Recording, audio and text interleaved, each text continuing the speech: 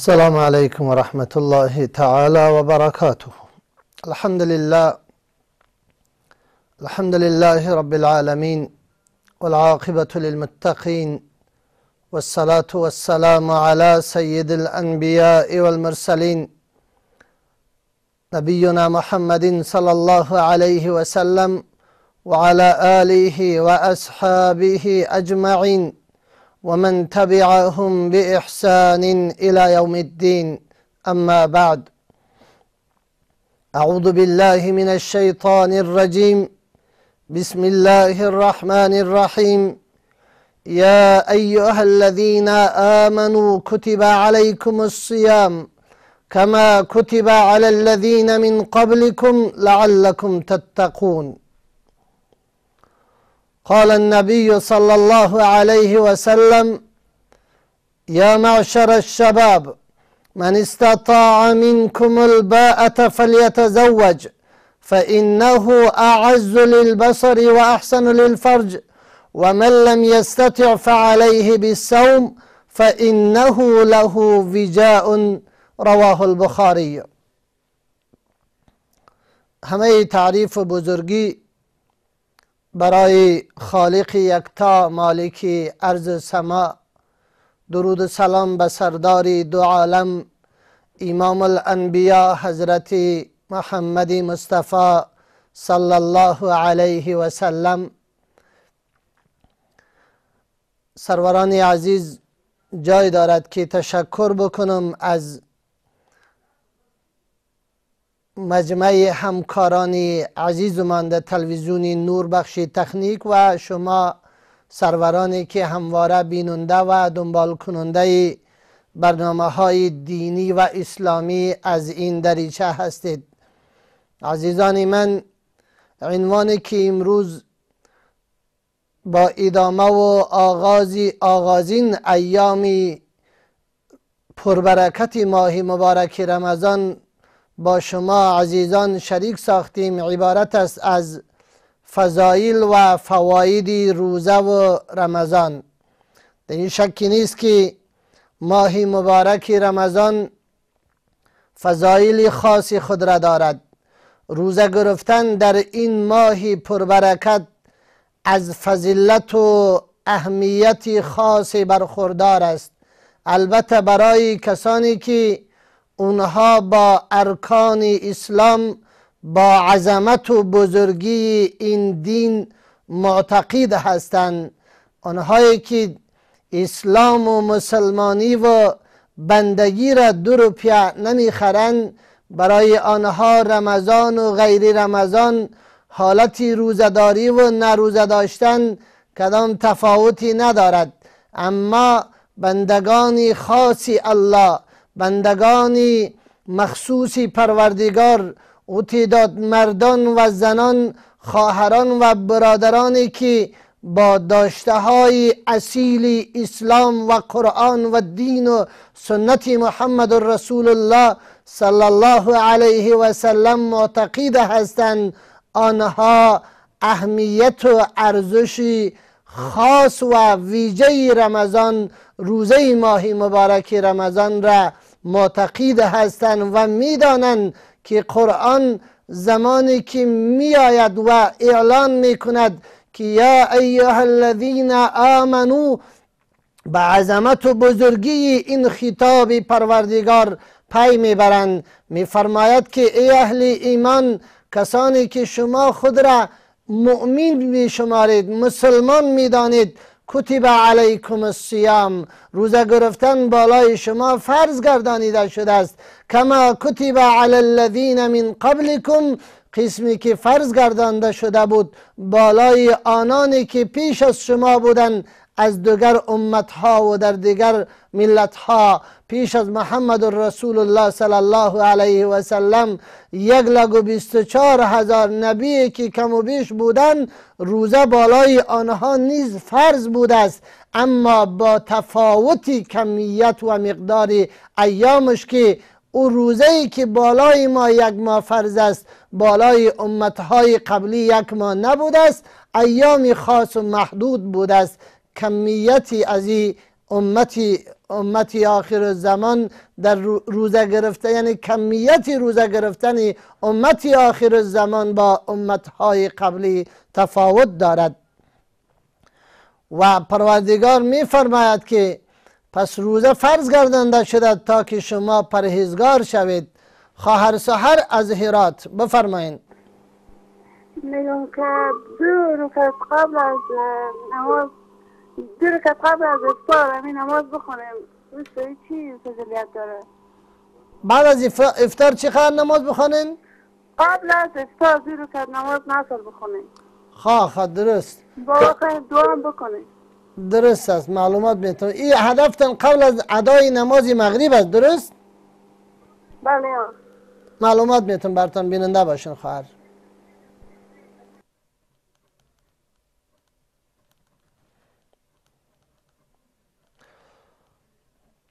پس رب ذوالجلال می فرماید که کتب علیکم الصیام کما کتب علی الذین من قبلکم لعلکم تتقون، تا باشد که شما پرهیزگار شوید.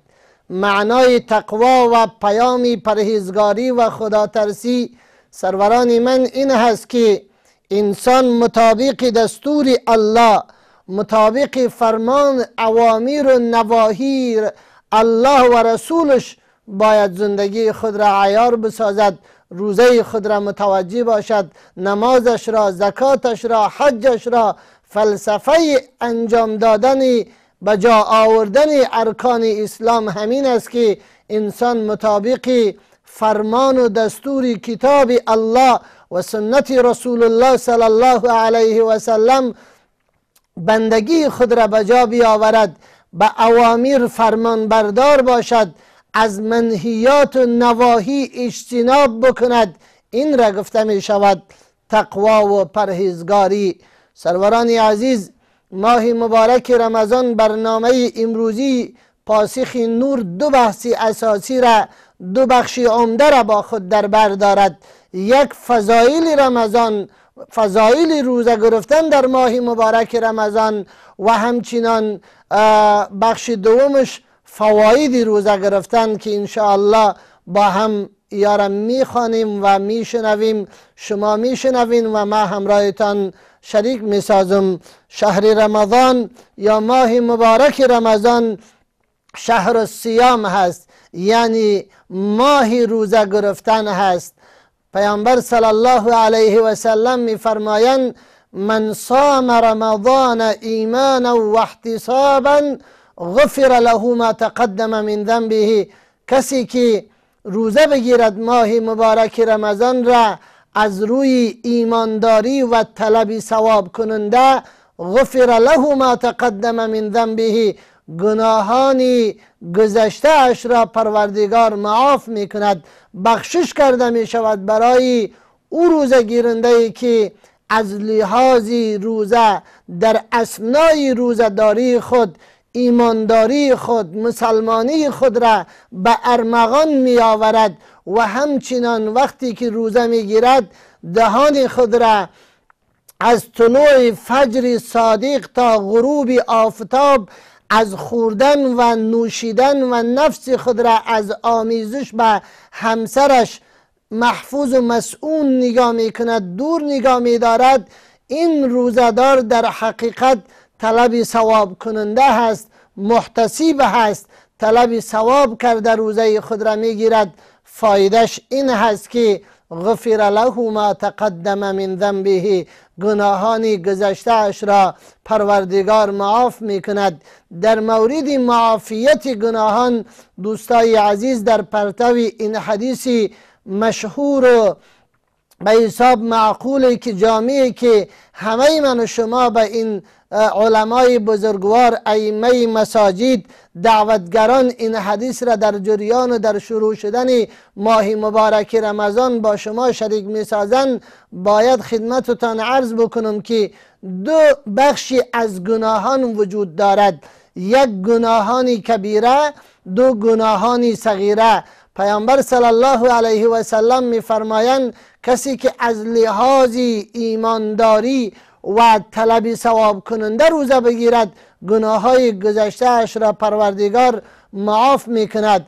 گناهانی کبیره یادتان باشد توسط توبه کردن معاف می شوند و ماه رمضان، فرصت رمضان، حضور ماه مبارک و پرفضیلت و پرمیمنت مبارک رمضان این چانس طلایی هست به توبه کردن و به این که ما برگردیم به دروازه الله از گناهان کبیره خود در این ماه توبه بکنیم، چون یگانه چانس پذیرش توبه در این ماه مبارک رمضان بیشتر هست و چانس قبولیت توبه بیشتر و مهمتر هست. عطا محمد از کابل، بفرمایید سیب. بله عطا محمد سیب، خوش آمدین به برنامه پاسخ نور. سوالتون ارائه بکنین. مولا توان روزه گرفتن مریض است نداره. یک نفر دیگر هم میشه که روزه خیلی اون دختری بچه که سرش روزه فرض نباشه و روزه بگیره برش بودم میشه یا نمیشه؟ مریضی که واسه روزه گرفتن نداره فدیه بده به دیگه نفر. هدفتان همی است؟ بله ها. وقال من اول ما یدوشتی که نفر نصاب سرش روزه فرض نیست روزه بگیره روزه کدام مریضی بودم میشه خیلی. دومی که اوشتکی که روزه سرش فرض نیست اگر روزه بگیره، درست؟ بله. من معلومات میتونم پدر جان از طریق برنامه بیننده باشین. صحیح خدا.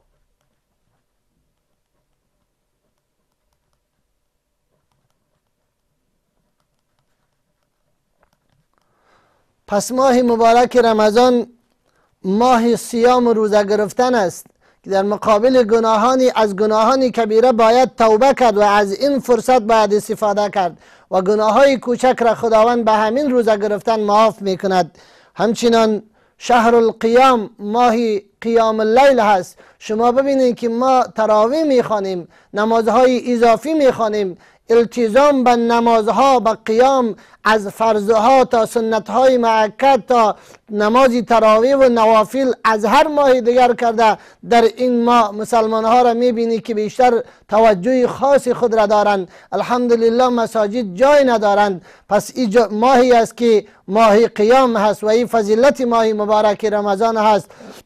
پیامبر صلی الله علیه و سلم میفرمایند من قام رمضان ایمانا و احتسابا غفر له ما تقدم من ذنبه. کسی که قیام بکند، نماز بخواند، نماز تراویح، فرایض، سنت های مؤکد را در ماه مبارک رمضان انجام بدهد، پروردگار گناه های گذشته اش را معاف میکند. و همچنان ماه تلاوت قرآن هست. این ماهی است که با قرآن گریه خورده است. در این ماه نزول آغازین مراحل نزول قرآن شده است. شهر رمضان الذي انزل فيه القرآن هدى للناس و بینات من الهدى الآیه. در این ماه مبارک رمضان قرآن نازل کرده شده است به سردار دو عالم صلی الله علیه و سلم. پس باید از ماه مبارک رمضان، از حضور رمضان، از موجودیت ماه مبارک رمضان استفاده اعظمی کرد برای تلاوت کردن قرآن عظیم الشان. ماه مبارک رمضان ماه عتق و غفران هست، ماه آزادی از جهنم هست، از افتادن در دام شیاطین هست. به خاطر اینکه زمانی که رمضان داخل شود صفیدت الشیاطین سلسلت الشیاطین، شیطان بسته کرده می شود، شیطانها محکم می شوند، دروازه های بهشت باز می شود و دروازه های جهنم بسته می شوند. خواهر مرزیه از کابل، بفرمایید. عملیات کنیم که 20 روز شده میگون روزه بگیرم میشه یا نه؟ مرزیه از بدخشان. خواهر چی گفتین؟ دوباره تکرار کنین سوالتونه. میگم که از عملیات کنیم 20 روز شده مادر شدم ایتای پاکستم روزه بگیرم میشه؟ عملیات ولادت بوده است؟ عملیات ولادت درست است. من معلومات میتونم براتون. خدافظ.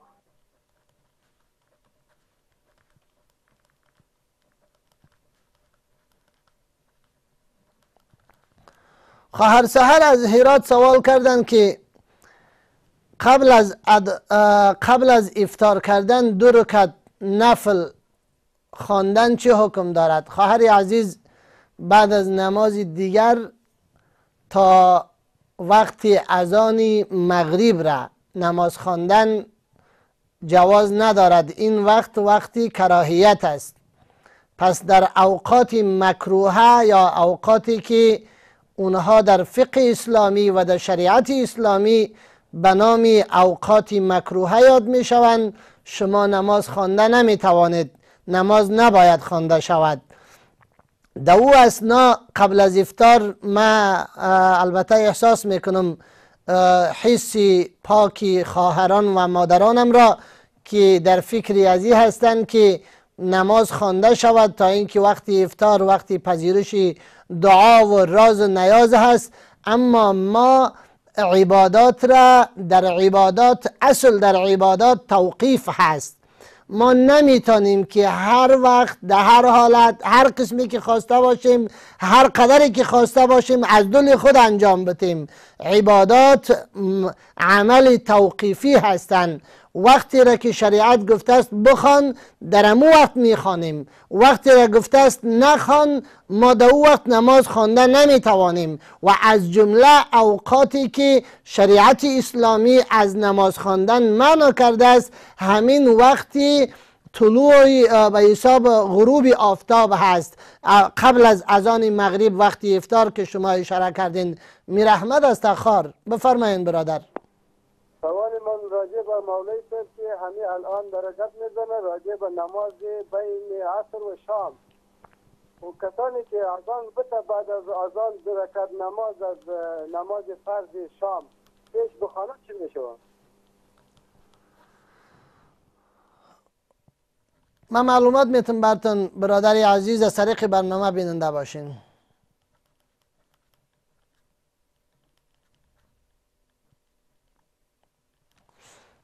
پس خواهر عزیز در این وقت شما قبل از افطار کردن آنچه که سنت هست باید ما دنبال اون نکته ها بگردیم.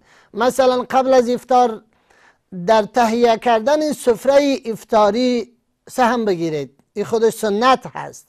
من به این باور هستم که چقدر زیبا هست که خانواده های نجیب و شریف حسی تعاون و همکاری از باب تعاونوا علی البر والتقوی ولا تعاونوا علی الاثم والعدوان چی زیبا هست که قبل از افطار 20 دقیقه 15 دقیقه 10 دقیقه سفره و دستارخوان افطاری هموار شود و هر یکی از اعضای خانواده، از روزداران، از اطفال، از اون کسانی که در اون خانه زندگی میکنن یک چیزی را به سر سفره دستارخوان و افطاری ببرن و حسی همدردی، تعاون، همکاری در او خانواده احیا باشه و زنده باشه. یکی با دیگر به چقدر زیبایی همکاری بکنن و اون سنتی آمادگی را برای افطار کردن زنده بکنن. نکته دوم قبل از افطار کردن خواهر عزیز چیزی که سنت هست و معقول هست او دعا کردن هست. پیش از افطار خوب دعا بکنین. این وقت استجابت دعا هست. یکی از اوقات استجابت دعا به دربار پروردگار همین دعای قبل از افطار و عند الافطار هست. الله رب العالمین دعای روزدار را مسترد نمی کند. ادعونی استجیب لکم فرموده است که از من بخواهید استجابت میکنم و بهترین وقت چانس استجابت همین وقت افطار کردن از دهن از آدرس یک زن و یک دختر یک مرد و یک پسر مسلمان هست که چقدر پروردگار خوشحال می شود که در این لحظات آخری روز، در این لحظات پایانی روز این جوان، این زن، این مرد، این بنده متدین ما در این حالت گشنگی و تشنگی به من محتاج هست، به من خود نیازمند میداند و از من میخواهد. الله رب العالمین دعای وقتی افطار و عند الافطار را استجابت میکند و قبول میکند. با امید اینکه شما سروران در وقت دعای افطارتان ما را هم از دعایتان فراموش نکنید. نرگس از تخار، بفرمایید خواهر. خواهر عزیز جایتون کمی تغییر بتین، صدایتون بلندتر که ما بشنوم سوالتون. بفرمایید. مولای که یک سوال داشتم. بفرمایید خواهر نرگس از تخار، خوش آمدین. بفرمایید. مولای که با ملاتار هستم، دمی دو روز رمضان بسیار با تکلیف هستم. خواه بله استفراغ که هست میکنم. شما چی نظر میتونید که همین روزای ما میشه نمیشه؟ استفراغ هم بسیار زیاد دارم، تاریخم هم بسیار فشار میشه. شما چی نظر میتونید؟ مولای که مشغول هستید. شما معذور هستین خواهر؟ بله معذور هستم. ما معلومات برتان میتونم، بیننده باشین. تشکر.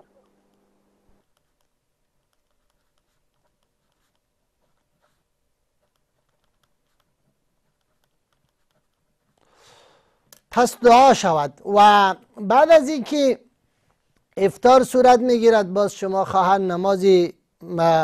نمازی فرض مغرب تان را بخوانین و نوافل اگر میخواهین بخوانین بعد از ادای نماز فرض و بعد از ادای سنتی مؤکد یا سنتی به حساب سنن رواتب باز میتونین نوافل بخوانین بعد از ادای نماز شام. چقدر زیبا هست، ان شاء الله که خالی از اجر نخواهد بود. عطا محمد صاحب از کابل سوال کردند که مریضی که وس ندارد روزه بگیرد فدیه بدهد روزش میشه یا خیر؟ برادر عزیزی ما دو قسم مریض هست. یکی مریضی است که به کهولت سین رسیده است، یعنی دیگه امکان روزه گرفتنی از او وجود ندارد. در این صورت فدیه روزه خود را بدهد. شما فرزندانش، اهل و عیال و خانوادهش میتونه که فدیه از این را محاسبه بکنن و 750 گرم خوراکه روزانه به یک مسکین تسلیم بکنن. انشاءالله که فدیه او مریضی که دیگه وسی روزه گرفتن را به اساسی به حساب فیصله دکتر و فهم و فراست انسان که این شیخه شده است، یعنی یک پیش سفیدی که دیگه هیچ روزه گرفتن نمیتونه، یا شیخ فانی مردی که دیگه به امو نهایت کهولت رسیده است روزه گرفتن نمیتونه، بله فدیه از او میشه، درست است او فدیه بدهد. اما مریضی که جوان هست، مریضی که مثلا در سنین جوانی قرار دارد، به کهولت سنی نرسیده است، این مریض فدیه داده نمی شود. دوستی عزیز، قرآن عظیم الشان به صراحت می فرماید فمن کان منکم مریضا او علی سفر فعدت من ایام اخر. پس کسی که از شما مریض هست و یا در سفر هست، مسافر هست، روزه خود افطار بکند، بخورد، باز بعد از اینکه صحتمند شد بعد از رمضان، اگر در جریان ماه مبارک رمضان صحتمند شد، از همون جایی که صحتمندی را الله به این بنده مسلمان خود برگردانده است، نیت فردای نفس رمضان را بکند و ایامی که قضا شده از پیشش افطار شده به اساس مریضی، این روزها را یادداشت بکند. بعد از ماه مبارک رمضان در مقابل هر روز یک روز قضا بیاورد و این دستور شریعت است، این رخصت شریعت اسلامی هست و این دستور محمد رسول الله و محمد رسول الله صلی الله علیه و سلم است.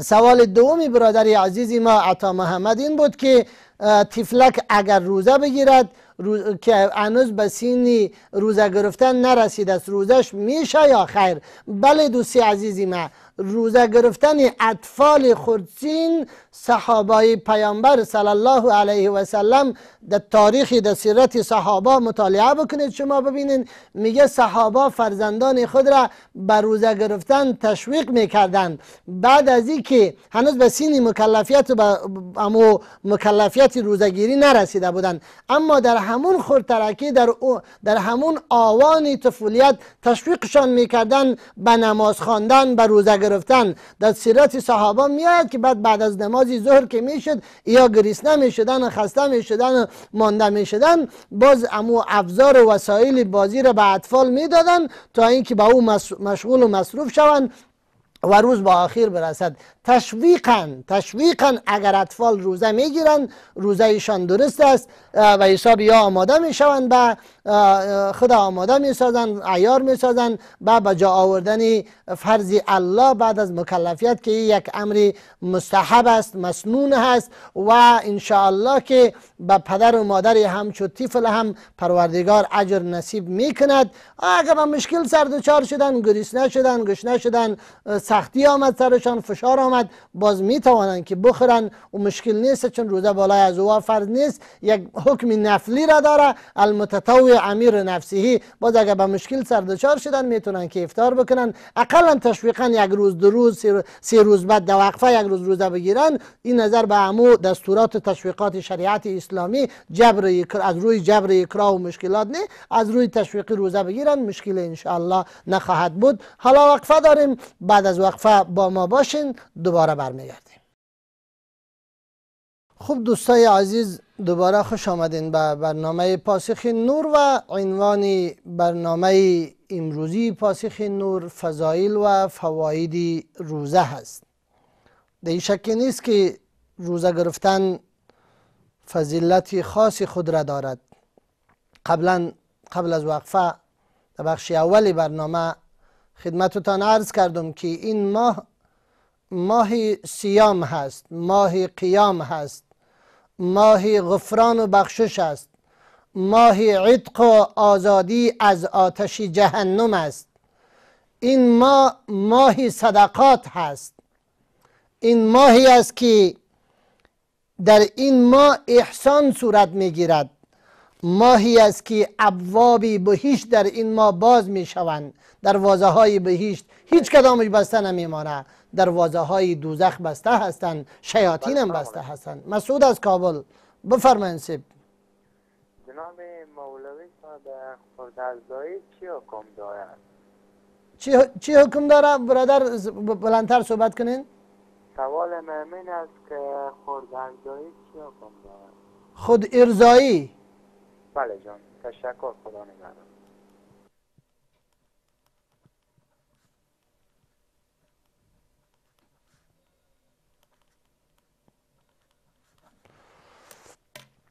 پس این ماهی است که فضیلتی از این را ببینین، در هیچ ماه دیگر 8 دروازه بهشت باز نمی باشد، اما در رمضان باز هستند. از هر کدامش که میخواهی برو به بهشت پروردگارت. روزه ما، نماز ما، اخلاق ما، صداقت ما، امانت و دیانت ما، جهاد و مجاهدت ما، حرکت ما، فعالیت ما، تقوا و مسلمانی ما، ایمانداری ما، همه فلسفه همین است که پروردگار در بدل این اعمال خیر ما را بهشت نصیب بکن.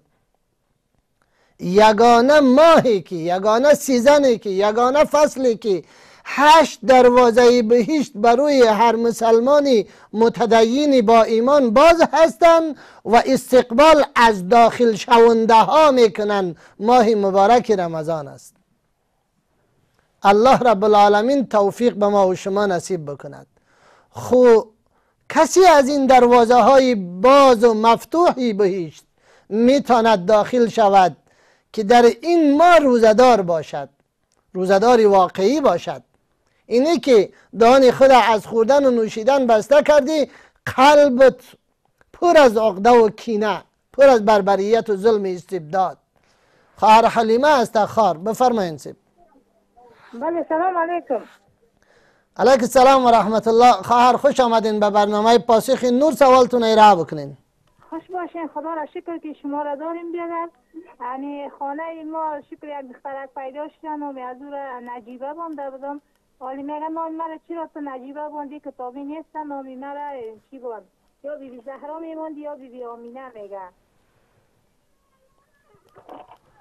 بله میشنم. ما هدفتان هم است که نجیبه نام گذاشتین به دخترتان. نجیبه درست است یا نیست؟ درست است؟ بله دیگه یک مقصد همیست که همین نجیب الله در کتاب هست نیست. نام یک بچه من نجیب الله باندم. نجیب الله و نقیب الله.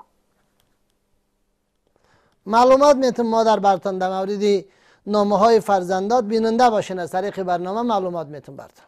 سلامت باشید. سلامت باشین سب. پس در این ما دروازه های بهشت باز هستند، دروازه های جهنم بسته هستند. شیطان زنجیر پیچ هست. مسلمان میخواهی که از کرده ها پشیمان باشی، خدا به خالق تسلیم بکنی، حصول رضای پروردگار بکنی یا خیر. چانسی توبه کردن خیلی قوی هست در این ماه. شیطان مایوس هست. شیاطین جنی و انسی در ماه مبارک رمضان مایوس هستند، بسته هستند. شما ببینین او کسی که بیدادی ها را در غیر رمضان میکند، از گناه ها، توده از گناهان را مرتکب می شود. در مسیر لاین درایو میکند، اگر تا مسیر رسیدن 3 بار سیگریتی نزنه مسافر را نمیرسانه، اما در رمضان روزدار هست. در غیر رمضان به مسجد اصلا نگاه نمی کند، اما در ماه مبارک رمضان ببینی که تقوا و دیانتی از او ظاهر شده است، آمده نماز می خواند. و متاسفانه یک تعداد از بزرگان ما هم، جمعی ما دعوتگران، این توده از افراد ما هنوزم با وصف ازی که او آمده است که توبه بکنم، به الله برگردم، از کرده بدی خود پشیمان هستم، رمضان را یک مکتب سازگارنده یا آماده سازنده، یک مرکزی اصلاحی برای خود بسازم که در 11 ماه پسین من دیگه از اون کده ها پشیمان هستم، با اون گناه ها و معاصی بر نگردم. ما نفر پشیمان میکنیم، از مسجد آمدن دلش سیاه میکنیم. اوه در قبل از رمضان کجا بودی که حال میای؟ نه، این گونه رفتار نکن. این خشونت است، این بربریت است، این ظلم است، این استبداد است. بشروا ولا تنفروا، مجده بدهین، مردم متنفر نسازین. اویی که در قلبش، در عمق دلش علیف قالبی وجود ندارد، میآید مردم از دین متنفر میسازد، به فرق سر مردم میکوبد که تو چرا قبل از رمضان نمی آمدی حالا مسجد آمدی. برادری عزیزی من پشیمان شده است، آمده است تو همراهش احسان بکن، چون این ماه احسان هست، ماه رحمت است، ماه شفقت است. تو غریب و بینوایی که در غیر رمضان مسجد نمی آمد، حالا به این فکر است که مسجد اونجا مرکز صدقات هست، دستی از او را بگیر، توصیهش بکن که برگرد به دینت، برگرد به اعمال خیرت، برگرد کارهای درستی را انجام بده. ما نباید مردم از دین دور بسازیم، مایوس و ناامید بسازیم، متنفر بسازیم. وظیفه ما مژده دادن است. بشروا یسروا، آسانی بکنید، ولا تعسروا، سختگیری نکنید. آنچه که سنت انبیا هست، آنچه که روش صحابه هست، آنچه که دستور شریعت اسلامی هست، همون را شما در پیش بگیرین. در حالت قیام، در حالت صیام، در حالت زندگی روزمره، مطابق خوبی های شریعت ما باید که برخورد بکنیم و پیش بریم تا اینکه پروردگار از ما راضی شود. لیما از بلخ، بفرمایید. بله سلام علیکم. خواهر خوش آمدین به برنامه پاسخ نور. سوالتون ارائه بکنین. یک سوال داشتم. دخترک داشتم 10 ساله بوده. درست؟ دخترک داشتم 10 ساله بوده که در خانه روزه گرفته، باباش با هیچ میخورد، از روزه نگیره. من یک جواب بتن. کی میگه که روزه نگیره؟ باباش بیش خانواده میگه روزه نگیره، 10 ساله است. درست. خودی دختر چی میگه؟ فامیل میگه، فامیل. گفتم خودی دختر چی میگه؟ روزه گرفته میتونه یا نمیتونه؟ خود دختر 2 روز میشه روزه گرفته، میگیرم. من معلومات میتونم براتون مادر بیننده باشین. خواهر مرزیه از بدخشان سوال کردن که عملیاتی ولادت شدیم، 20 روز شده است، و من روزم حالا میشه یا نمیشه. خواهر عزیز، شما در صورتی که عملیات شدین و 20 روز از عملیاتتان میگذرد، اگر دکتری متخصصی بخشتان شما را توصیه میکند که در صورتی که طفلتان زنده به دنیا آمده است، اونجا شریعت برای مادر شیرده اجازه داده است، باز همین ایام را که حالا اگر عملیات شدین طفل شما به صحت و سلامت به دنیا آمده است، شما این ایام را در اونمو ایام معذوریت و همچنان به رضاعت شیر دادن طفلتان سپری بکنین. محمدی از فرا، بفرمایین. جناب مولای سلام علیکم. سوال همین است که شخص روزدار وضو میگیره، بعد از اینکه وضو میگیره همین شخص دهنش تر است، که یعنی امو که وضو که میگیره امو لاب آب داخل دهنش میماند. می چی رقمه؟ اگر شما بیدمت چی کنید که می روزه میشکند چی رقمه؟ درست است، من فهمیدم. هر کسی وضو میگیره باید مزمزه بکنه، نیست انشاء مزمزه بگیره. روز ما معلومات میتون براتون از طریق برنامه بیننده باشین معلومات. سوال دیگه هم جناب مولوی صاحب که دارم، سوال برای من است که شخص روزه میگیره و تراویح نمیخواند، قبول میشه نمیشه؟ میگم پاسخ که چی حکم دارد، میشه نه؟ و یک سوال دیگه من جناب مولوی صاحب شما هم به دعوت کردم، نمیشه که در روزه خود ضعیف که باشه، ضعیف که روزه نگیرد چی حکم دارد؟ در چی شب روزه نگیرد؟ سوال آخرتون نگرفتم برادر. ضعیف که باشه، ضعیف در روز عید.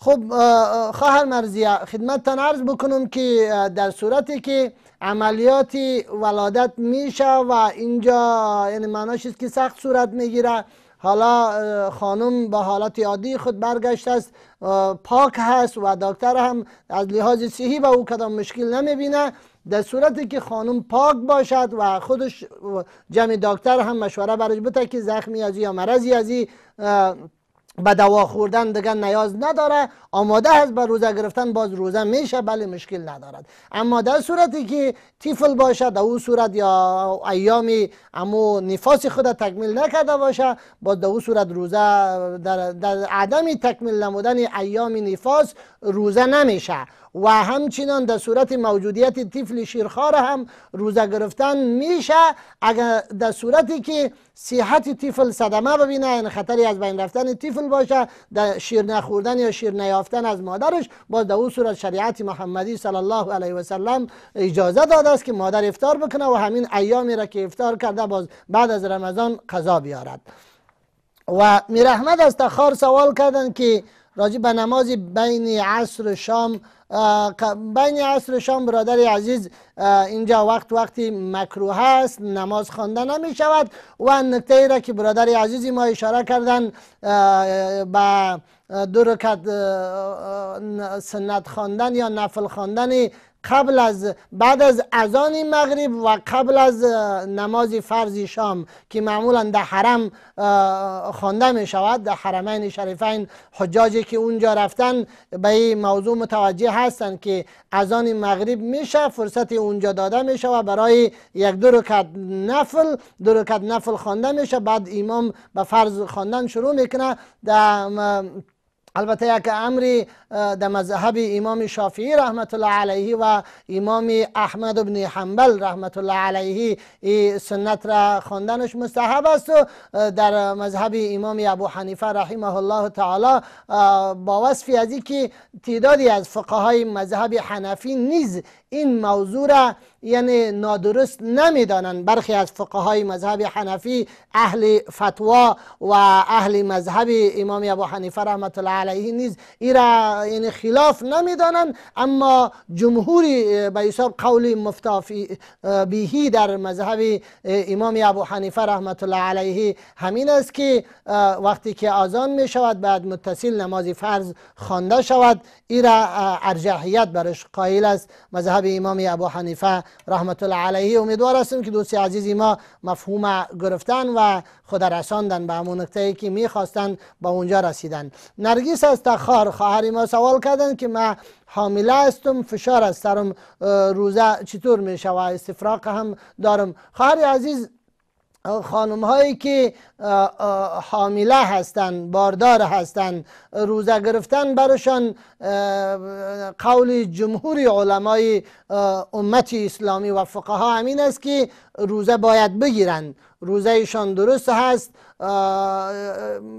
مرضی که به حساب استفراغی که او قصدی نباشه و باعث یک عادی، در اون صورت روزه هم انشاءالله که فاسد نمیشه و در مکروهات می آید. خب اما اینکه مادری که مشکل نداشته باشه و معذور با این حامله باشه، مشکل صحی و مرض نداشته باشه، او باید که روزه را بگیره و این قول جمهور فقهای اسلامی است. اما در صورتی که مادر حامله به طوری باشه که روزه گرفتن به صحت خودش یا به صحت امو طفلش صدمه میرسانه، بازی در حقیقت یک نوعی مرض هست و این نظریه را دکتر متخصصی بخش ولادی به مادر حامله بدهد که در صورت روزه گرفتن صحت خودت صدمه میبینه یا صحت طفلت صدمه میبینه، در اون صورت باز میتونه که افطار بکنه و ایامی را که افطار کرده است بعد از اینکه طفلش به دنیا میآید، بعد از سپری نمودن ایامی نفاسش و همون معذوریتش که تکمیل شد، پاک شد مادر،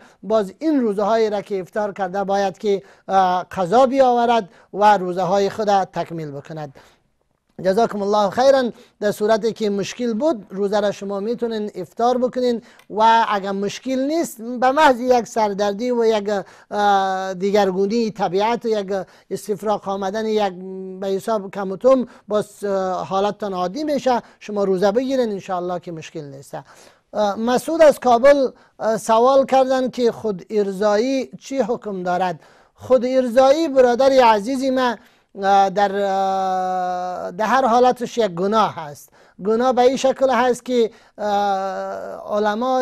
علمای تکنیک در بخش طبابت و طبی، در بخش دکتری، علما به این نتیجه رسیدن که خود ارضایی انسان به مرضهای لاعلاج گرفتار می سازه و شما در این بخش دنیای علم است، تکنولوژی هست، شما برین سرچ بکنین نظریات دکترانی متخصص در بخش طبابت بشنوین، ویدیوها را گوش بکنین که انسانی که به مرض خود ارضایی گرفتار باشه او نه تنها از نظر طبی و شرعی نادرست است این کار که فمن ابتغى وراء ذلك، از همین آیت قرآن کریم علما استدلال میکنن که این کار ناروا هست، نادرست است، از نظر شریعت کار درست نیست، اما از نظر طبی و صحی نیز ضررهای بسیار خطرناک دارد. پس باید چیزی که به صحت انسان ضرر میرسانه و مضر هست، انسان به مرضهای لاعلاج گرفتار میسازد، همین چرس و تریاک و افیون و شراب و نجاساتی که شریعت از یا منع کرده است یا را نجاست خوانده است، علت نجیس بودنشان همین است که به صحت انسان مضر هستند. چیزی که صحت انسان مختل میسازه مضر تمام میشه و به صحت انسان، پس انسان از او باید دور باشد. صحت یک نعمت بزرگی پروردگار است. پس در این عرصه هم از نظر شریعت اسلامی خود ارضایی حرام است و هم از نظر علم طبابت و دکتری نیز یک کاری غلطی است که به مرضهای لاعلاج و صعب العلاج عاملی همچون یک کار گرفتار می شود. و اگر خدا نخواسته خود ارضایی در ماه مبارک رمضان صورت بگیرد، این انسان با کفاره بالای انسان لازم میشه. یعنی انسان روزه را قیستن در این صورت وقتی که فاسد میکنه کفاره 2 ماه پی در پی باید که روزه بگیرد، در صورتی که قیستن خود ارضایی میکنه و خود به مشکل سردچار میسازه. قول قوی از مذهب حنفی همی است که ای باید که کفاره سرش لازم میشه، با وصف از که قول دیگری از علما در صورت به حساب تخفیف تنها قضا میدانند، اما جمهور فقها و قول قوی علما همین است که کفاره بالای انسان لازم میشه. ایده حکمی ازی است که انسان قیستن هم بستری بکنه و متسکین نفس به همسر خود.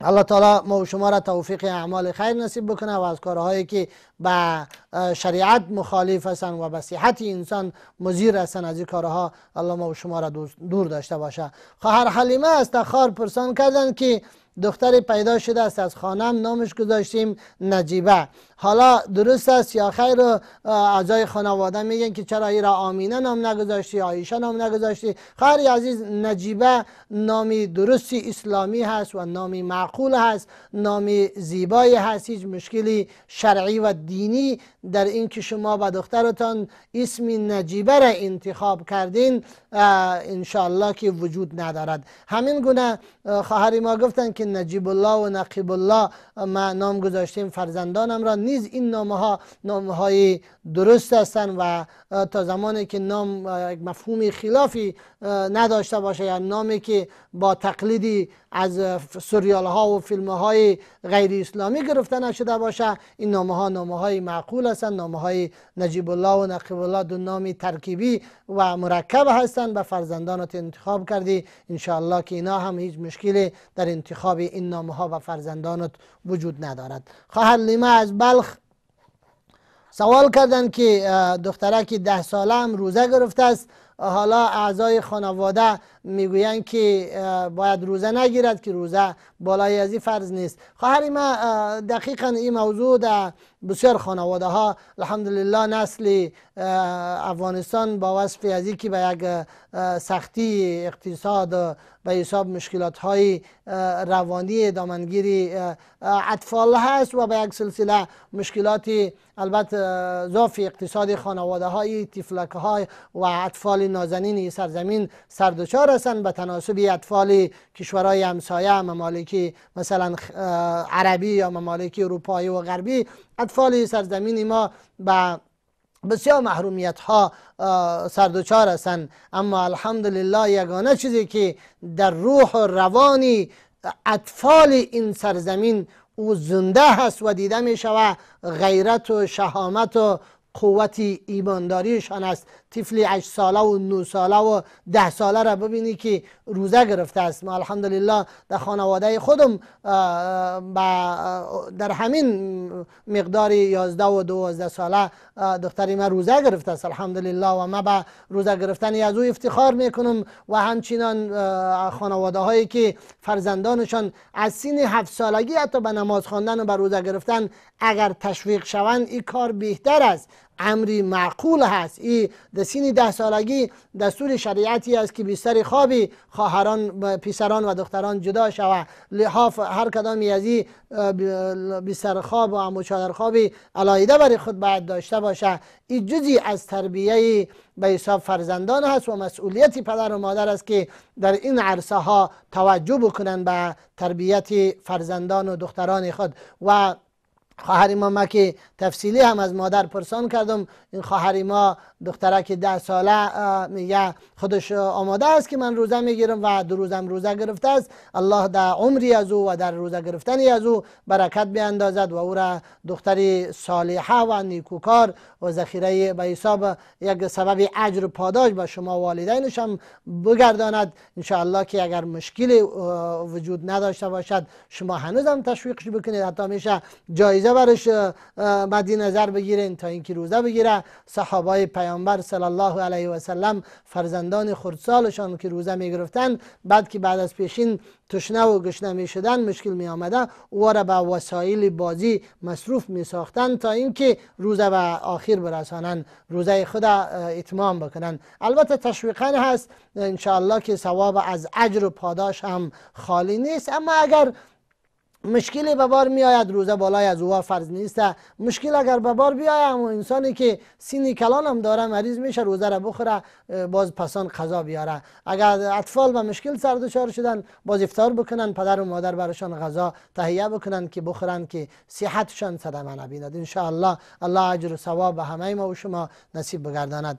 و همچنان محمدی سیب از فرا سوال کردن، ولایت زیبای فرا سوال کردن که شخص روزدار وقتی که وضو میگیرد دقیقاً مزمزه میکند، حالا که مزمزه میکنه آب در دهانش میره و چی حکم داره؟ عزیزی ما پیامبر صلی الله علیه و سلم میفرمایند که شما وقتی که آب را انسان در دهان خود در وقت وضو گرفتن میگیرد باید خوب غرغره بکند، با عمق حلقوم خود آب برساند، الا ان یکون صائما، مگر اینکه این وضو گیرنده روزدار باشه. در حالت روزداری انسان مزمزه میکنه، مزمزه عادی، یعنی آب به دهان خود میگیرد، استنشاق میکنه، آب به بینی خود میگیرد، اما بسیار عادی، به او اندازه نیست که خدا نخواسته از طریق خیشوم آب بروه به معده به داخل بروه، یا طوری مزمزه بکنی و آب به دهان بگیری که آب فرو بروه داخل بروه. در این صورت روزه باطل میشه، مکروه میشه و این خطرناک است، این منع است، از جمله شکننده های وضو است و روزه باطل میشه. در این صورت نباید انسان کار بکنه. به طوری بسیار عادی مزمزه کردن جزی وضو کردن است و این سنت است. همچنان عادی آب در بینی گرفتن باز به روزه صدمه نمیرساند. ان شاء الله روزه درست میشه و تا صورتی که یعنی تا اینکه انسان قیصا بسیار یعنی تعمقی در غرغره و در مزمزه و در استنشاق نکنه به روزه صدمه نمیرسد ان شاء الله. جزاکم الله خیرا. و همچنان سوال دومی برادر عزیزی ما بود که کسی که روزه میگیرد تراویح نمیخواند. تراویح خواندن یک امری مستحب است، یعنی سنت است، عمل نیک است، خیر است. روزه میگیرد و تراویح نمیخواند بسیار یک فلسفه مشهور در میان ملت ما را داره که کسی که روزه را میگیره و تراویح نمیخواند روزش نمیشه. نه خیر، روزه فرض است، کسی روزه را میگیره روزش شده است. حالا که تراویح نمیخواند ثوابش کم است، ثواب روزه، یعنی احمد روزه هم میگیره، تلاوت قرآن هم میکنه، ذکر اذکار هم داره، مطابق سنت روزه خود به اتمام میرسانه، تراویح خود هم میخوانه، ثواب و اجر و پاداشی از این بسیار بلند است. اما چیزی که در این مورد شریعت مد نظر دارد، الله تعالی به این روزدار در نظر داره برش نصیب میکند.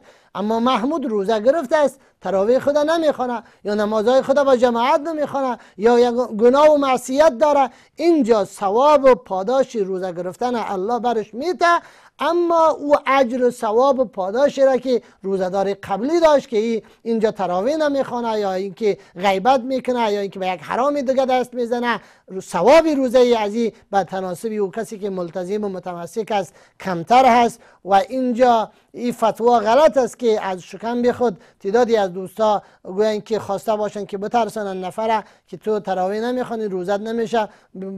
باز ببین که قارش آمد میگه برو وقتی که روزه نمیشه روزه شم نمیگیرم دیگه، باز یک دریچه فساد جور میشه و یک کاری نادرست میشه که خدا ناخواسته انسان از امور روزه گرفتن هم توسط یک گپی ما باز بمانه یا فرض خدا را ترک بکنه. این کار درست نیست. انسان باید تشویق شود و کسی که روزه را میگیرد با کمک پروردگار که او انشاءالله اگر تشویق شود حتما باز نماز تراویح را هم خواهد خواند و نیاز است به این که باید تشویق شود با نماز تراویح خواندن. پس دوستای عزیز در شکی نیست که ماه مبارک رمضان یا روزه گرفتن در ماه مبارک رمضان این ارزش و پاداشی خاصی خود را دارد و از فواید روزه اینجا یک گپ اول نیست که نفس انسان پاک می شود، گپ دومی هست که تزکیه نفسی و اخلاقی به میان می آید، گپ سوم فایده سوم همی است که انسان مورد مغفرت و رحمت پروردگار قرار میگیرد. الله تبارک و تعالی توفیق روزه گرفتن درست را به همه ما و شما نصیب بکند. طاعات و عبادات همه ما و شما را پروردگار به دربارش مستجاب بگرداند. برادرتان التماس دعای خیر داره ازتان. امیدوار هستم که از دعاهای نیکی وقتی افطارتان رحیمی را فراموش نکنید. هر جا که هستین طاعات و عباداتتان قبول درگاه احدیت بوده باشد. السلام علیکم و رحمت الله تعالی و برکاته.